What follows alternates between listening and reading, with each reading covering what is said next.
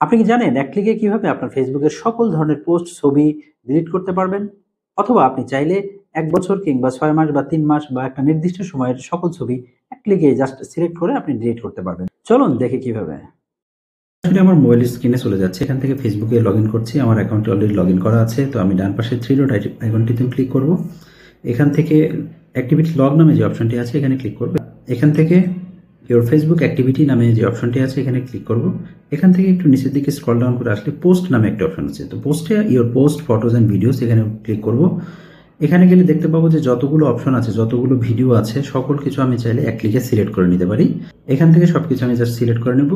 চাইলে আমি ডিসিলেক্ট করতে পারি। এখান থেকে আমি চাইলে রিসাইকেল বিন নামে অপশনটিতে ক্লিক করলে সকল কিছু ডিলিট হয়ে যাবে। ইভেন আপনি চাইলে নির্দিষ্ট সময়ে, অর্থাৎ আপনার নির্দিষ্ট ডেট ১ বছর বা ১.৫ বছর বা ২ বছর আগের কোনো কিছু আপনি ডিলিট করতে চান, স্টার্ট ডেট এবং এন্ড ডেট আপনি সিলেক্ট করে নিয়ে আপনি চাইলে সকল কিছু একসাথে ডিলিট করে নিতে পারবেন। এমন চমৎকার ভিডিও পেতে আমার চ্যানেলটি সাবস্ক্রাইব করে রাখুন। ধন্যবাদ।